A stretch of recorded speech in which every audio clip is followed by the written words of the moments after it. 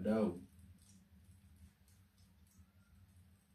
nimekuwa nikiscroll online the other day, nikakutana na kitu fulani ya tuko Kenya inasema Lewis Hamilton anasema like yeye in Africa kama kungekuwa na pesa angeweza ishi ni hapa kwetu na get. So hii kitu sometimes huwa inashangaza like sisi wa Kenya ni kama at some point huwa to value venye hii nchi yetu iko fiti, venye tuko blessed. Design ya kila msee akifika hivi huku kwetu ana feel like hapa ndo the right place anataka kukaa. Just like the other day pia tuliona Speed alikuwa anasema kuhusu venye ni so much interesting na ile la venye Wakenya walimshow, so akagain interest like hii ndo place anaweza taka kufanya nini kukaa.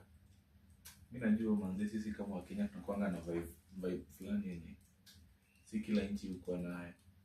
So hiyo naweza sema big up for us na tuendelee keep up that spirit. Unaona ngadi pia kwa sports na so many other fields. So wadau, venye niliona hiyo post nikashangaa like mse kama Lewis Hamilton anaweza taka kukamuku hivi.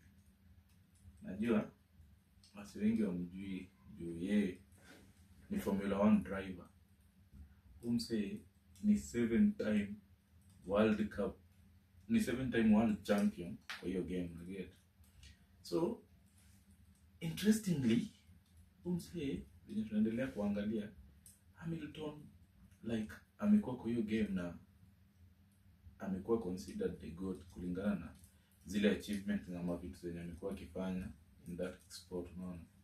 So mse kitu fani ni alizaliwa 1985 huko England kwa mixed race family unaget.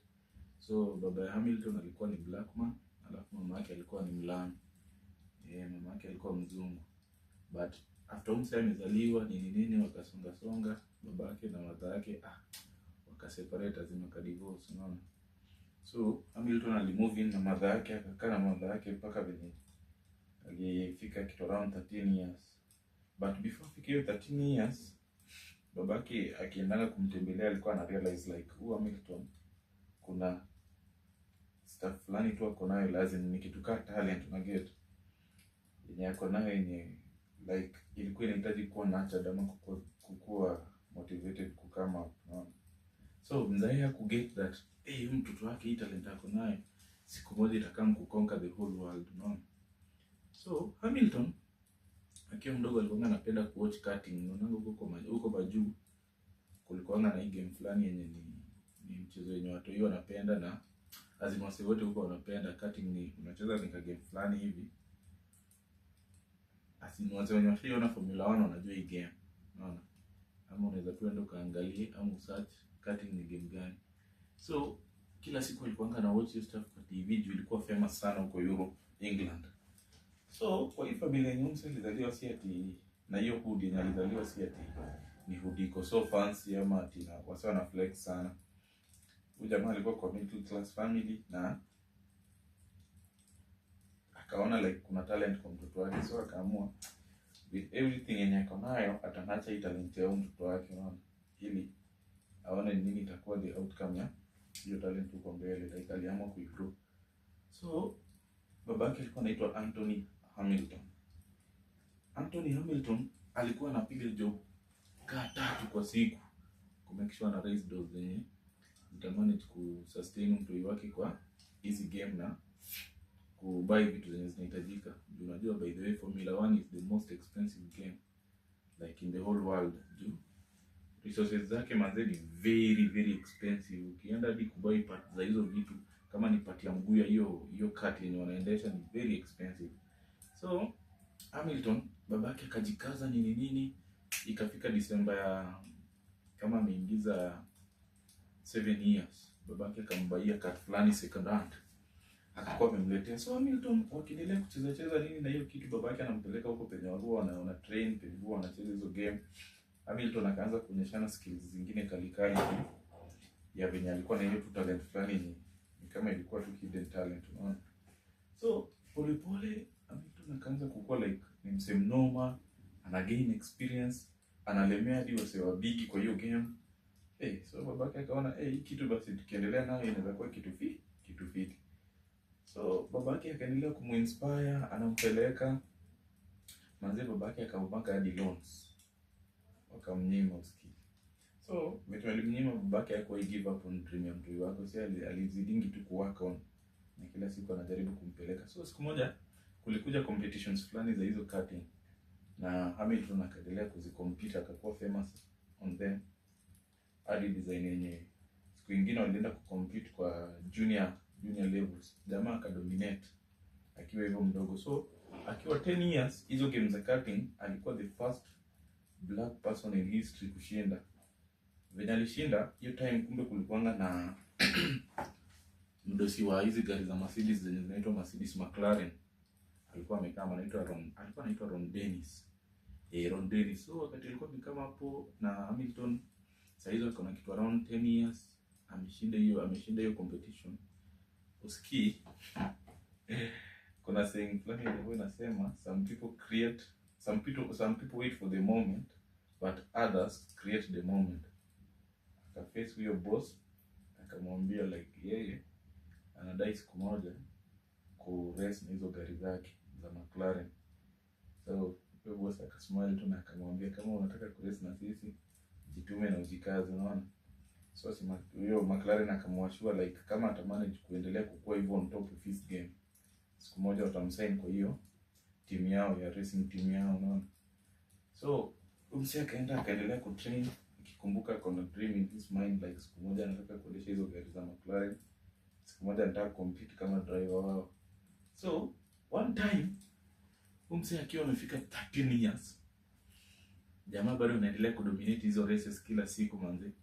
Ilibidi McLaren wakamsign kama junior driver kwa hizo McLaren. Tena again akavunja rekodi nyingine kwa the first African man ama the first African driver kukuwa signed under junior program ya the McLaren. So msee akaanza kubeat records hivyo manze, unaona akiendelea kuwa akiwa mdogo hivyo akaanza kubeat hizo records. So msee akiwa hivyo amemeet huyu jamaa, akaendelea after wamesign hiyo contract kwa juniors, after wamesign hizo contract umse akaanza kucompete instantly na kudominate na brand ya McLaren, unaona. Sasa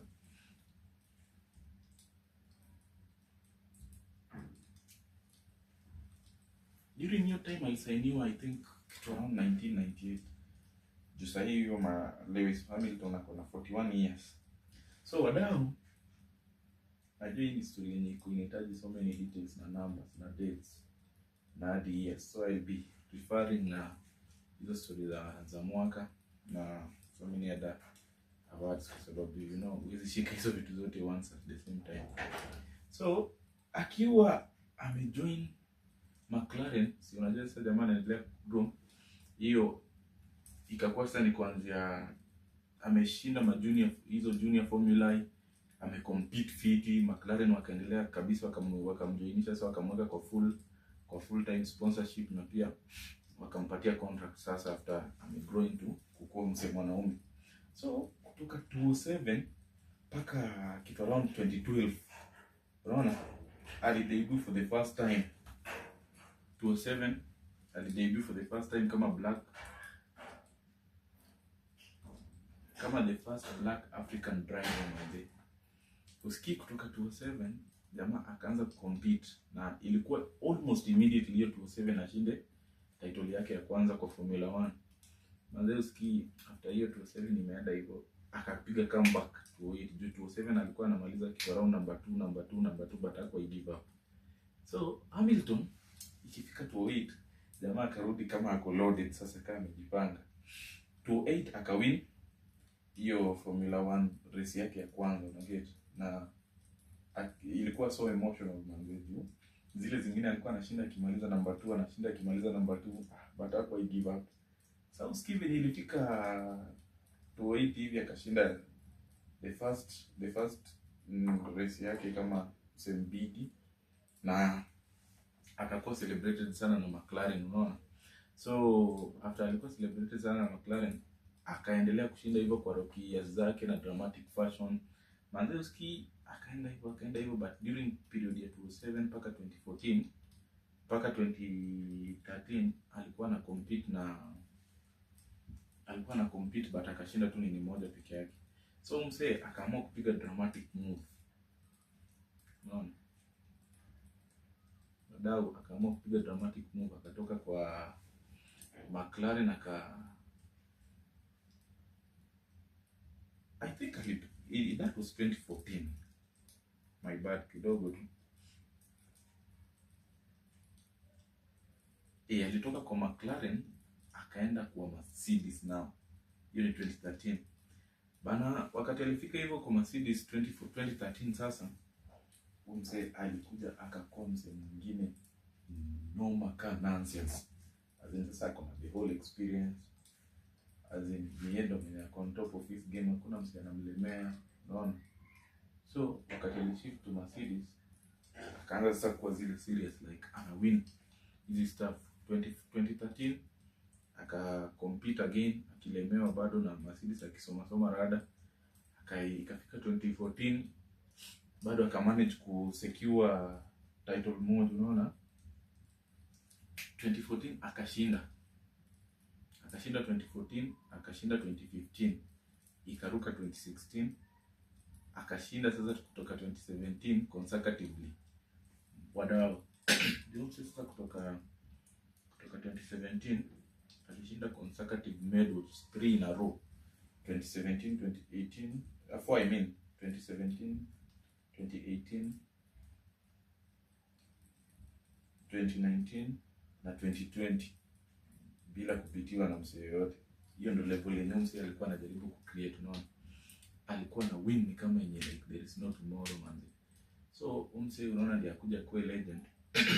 Ni kitu yenye alikuwa na fight for juu. Alijua like si at doors zinakuwa open for him, alikuwa anabidi anazi break down to make sure ana conquer hizo records, ana beat hizo records, kwa sababu so unaona venye nilikuwa nimewashow msee alitoka kwa background yenye si ati iko fit vile. Hizi achievements zote ni kwa sababu ya determination, hard work na kukua tu positive about it, unaona, especially akiwa Blackman. So msee amecompete hivyo mpaka 2020 bila kubitiwa na msee yote, una get.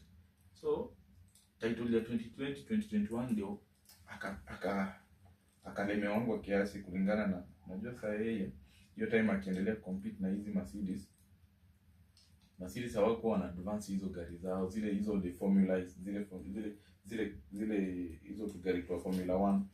Hao walikuwa wanafikiria like venye yao iko fit, hawakuwa wana improve engines, hawakuwa wana improve any shit. So manze hii kitu ilikuwa ina cost, alikuwa inabidi ana strain compete, unaona. So alikuwa inabidi ana strain ku compete paka manze majamaa wakakuwa kishindo ya like wewe rada ni gani juu hapa hivi. Amejaribu vile anaweza akaona like hii ni no. So huyu jamaa akiwa amecompete hizo mara 4 na row kutoka 2017 mpaka 2020 alikuwa amefikisha sasa 7. Alikuwa sasa amefikisha ile kukua 7 time world champion vile nilikuwa nimewaambia tukianza. So umse hiyo record wana hold hiyo record mpaka saa hii na mse fulani mwenye alikuwa anaitwa Michael Schumacher, unaona. Michael Schumacher. So umse venye alikuwa na hold hiyo record ni kitu yenye like hakuna mtu alikuwa anaweza ibiti hiyo record kwa urahisi, na juu yeye alikuwa ni Blackman. Kidogo tu alikuwa ni Blackman. Wase walikuwa na mandate, saa zingine wase wanaona wanamfanyia madharau during hii period. So Hamilton unajua ni msemo mwenye alizaliwa na mashida zingine pia kiasi like alikuwa anaweza sahau saa zingine vitu, na get. So imagine hata kama ako hivi bado ni msemo mwenye alimanage kuwa the GOAT kwa hii game. Juani bado after challenge zake alienda against these challenges na disappointments to make sure anakam bado on top, no? So Hamilton hapo hivyo ndio alianzanga activism against hiyo situation yake kwa the game, na watu wenye pia walikuanga like hawashughuli